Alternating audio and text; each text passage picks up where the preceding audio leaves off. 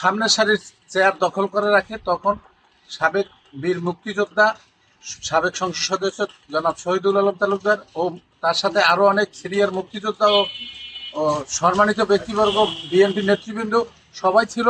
তখন ছাত্রদলের নেতৃবৃন্দ জামাতের নেতৃবৃন্দকে অনুরোধ করেন আপনারা কিছু চেয়ার আমাদেরকে ছেড়ে দেন, কিন্তু তারা চেয়ার না ছেড়ে তারা ওখানে বাকবিতণ্ডে জড়াই পড়ে। তারপর আমরা পরিস্থিতি ওখানে সিনিয়র নেতৃবৃন্দ যারা আছি তারা স্বাভাবিক করে দিই।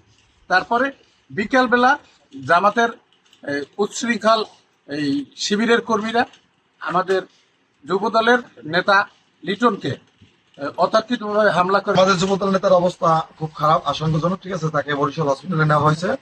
সে বিকালে তা আমাদের কালায় পার্টি বেশি বসা ছিল, সেখান থেকে সে চা খাওয়ার জন্য যখন বের হয়েছে, তারা অনেকক্ষণ ধরে ওখানে ফাঁক পাইটা ছিল, যেটা আমাদের নেতা বুঝতে পারে। যাওয়ার লগে লগেই তাকে হত্যা করার উদ্দেশ্যে তার প্রতি আতুর, রড, পাইপ এবং চাপাতি দিয়ে আর তার উপরে হামলা করা হয়েছে। আমরা একটা প্রতিবাদী মিছিল নিয়ে নামছি এখান থেকে যুবদল।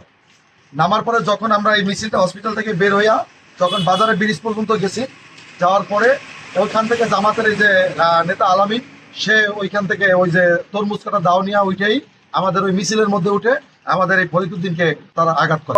পাবলিক ফিল্ডে উপজেলা প্রশাসন কর্তৃক আয়োজিত অনুষ্ঠানে আমরা সকাল 7:45-এর দিকে উপস্থিত হই এবং প্রশাসন কর্তৃক নির্ধারিত স্থানে আসন গ্রহণ করি।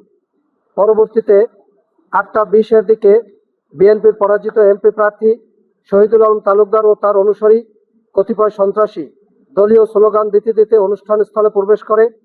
এরপর জনাব শহীদুল আলম ও তার সহধর্মিণী প্রশাসনের সংরক্ষিত আসনে বসেন।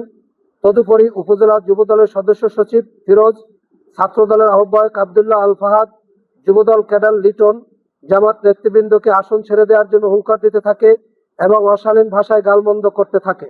মহান স্বাধীনতা ও জাতীয় দিবসের প্রোগ্রাম ভণ্ডুলের অপচেষ্টা করে।